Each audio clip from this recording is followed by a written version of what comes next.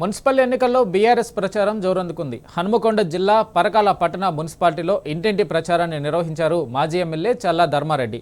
Municipality పరిధిలోని పలు వార్డుల్లో తిరుగుతూ ప్రచారంలో పాల్గొన్నారు. ప్రధాన కార్యదర్శి ఆర్ఎస్ హయాంలో పరకాల పట్టణానికి జరిగిన అభివృద్ధిని ప్రజలకు వివరించారు.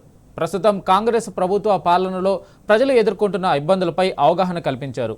మున్సిపల్ ఎన్నికల్లో ప్రజల మద్దతుతో బీఆర్ఎస్ అభ్యర్థులు ఘన విజయం సాధిస్తారని ధీమా వ్యక్తం చేశారు. అని చెప్పి 1వ వార్డు కానీ 2వ వార్డు కానీ పెట్టడం జరిగింది. వారిని మీరందరూ కూడా ఆశీర్వదించి మంచి మేయర్తో గెలిపించాలని చెప్పి విజ్ఞప్తి చేస్తా ఉన్నాం. అదేవిధంగా దగ్గు చక్రి కూడా 21వ వార్డులో పెట్టడం జరిగింది.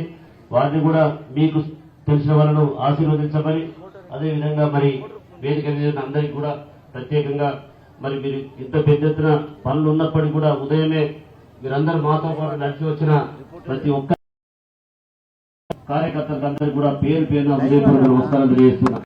ఈ రోజు మీరు ఒక్కసారి ఆలోచించాలి. రేవంత్ రెడ్డి చేసినటువంటి వాగ్దానాలు, రేవంత్ రెడ్డి గారు చేసినటువంటి మోసపూరితమైనటువంటి మాటలకు మరి ప్రజలంతా మోసపోవడం జరిగింది. మీ అందరికీ తెలుసు, చాలా మంది వచ్చి కలిసినప్పుడు అయ్యా అతను చెప్పిన మాయ జరిగిపోయింది, తప్పకుండా వచ్చేసారి మళ్ళీ తెలంగాణలో కేసీఆర్ కావాలని చెప్పి ప్రజలు కోరుకుంటా ఉన్నారు. ఎందుకంటే ఆయన చెప్పిన మాటలకు చేసే పనులకు పొంతన లేదు.